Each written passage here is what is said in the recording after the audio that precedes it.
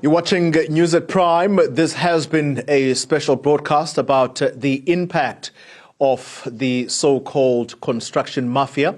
And we have had a thoroughgoing conversation in KwaZulu-Natal tonight. And let's conclude this conversation then with the MEC responsible for public works and infrastructure in KZN, Martin Meyer. MEC, good evening to you. This is something that has really been a focus for you since taking office. What is being done to try and stem the tide? Well, firstly, I think it's very important to know that we've now taken the stance that we differentiate between business forums that want to talk to us in a peaceful manner and the so-called construction mafia or the extortionist. So we've had engagement with the Black Business Forum, which is one of the biggest ones currently functioning, especially in the eThekwini and South Coast region. And they have clearly distanced themselves from any form of criminality, and they've given us their undertaking not to interrupt any of our projects as long as we keep the communication modes open between ourselves, which we are now doing. We're also focusing on involving communities a lot earlier. I think that was one of the big mistakes that the department made in the past. But mainly, I think the big difference is now, for the first time in decades, there's a political will, both on a provincial and a national level, to strongly deal with the criminality in the construction industry. The Minister of Public Works, Mr. McPherson, after I had a meeting with him, has agreed to have a national conference that will be hosted within KZN, where all 9 MECs will be invited, the Ministers of Police, of Justice, and we will form a national strategy to deal with the criminality, while we will still, in a peaceful way, deal with the communities and the business forums on the ground.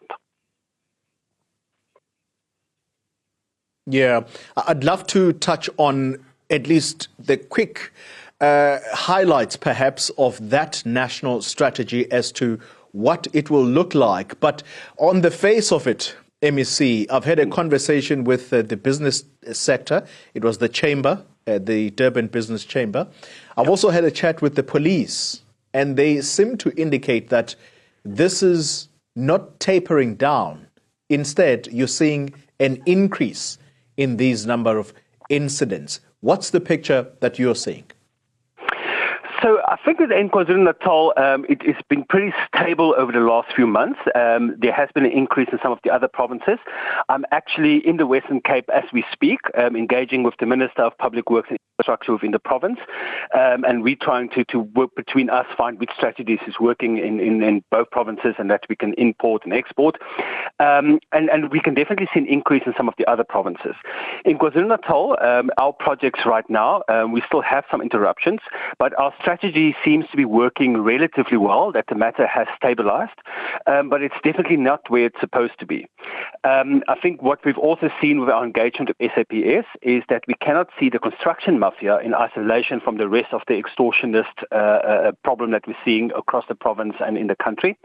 So there are things like the water tanker mafia, the business extortionists, and all of that has to be seen as a whole, and therefore means it's much bigger than something that we as a department can deal with alone, which is why we've now engaged with national government and all the other departments as well. We've had disruptions in areas like Pietermaritzburg, where we had 8 of our projects in one ward disrupted. But when we went there on the ground, we engaged with the community. That wasn't actually construction mafia, it was unhappy communities. So that's the third. So I've already said earlier, we have to differentiate between business forums and construction mafia. But then there's also the third matter of the community sometimes being unhappy, and that's relatively easily dealt with because, that's just a matter of communication and getting them on board. So most of the eruptions we're seeing now is community unhappiness and not necessarily construction mafia per se. Yeah. Final question to you, MEC. We out of time. You spoke about almost a comprehensive strategy about how to deal with this. I'm quite interested in the word extortion, but using it in law. I sat with the police spokesperson here and I asked him, how many years would you be jailed for if you were found guilty of extortion? And there was no clear answer except to say, we will add a few things looking at the whole picture of the case. So extortion, do you think that extortion should actually find expression in the Criminal Procedure Act? Absolutely. The Criminal Procedure Act and justice generally has to, like everything else in the country, adapt to the times and adapt to the crimes that we are seeing. And with extortion, that's definitely something we are seeing, which is why I insisted that if we have such a meeting, the Minister of Justice and the Justice Department should be involved in it, because we can't do this without them. We've seen now with the matter of the 5 people arrested outside Pietermaritzburg that the NPA is now finally taking a hardline, and we welcome that. It's long overdue.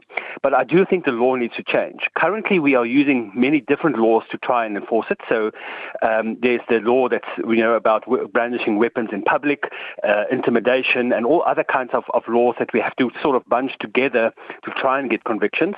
But the law regarding extortion is something that needs to be expanded on within our justice system, needs to be clarified, and needs to be made, Minister McPherson has said in the past that if you disrupt infrastructure projects, that's actually a crime against the state.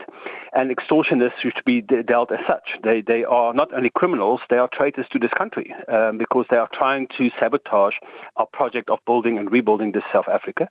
And the act should show that. So we are definitely hoping that we would see much stronger penalties for extortion, and that the law regarding extortion should be clarified.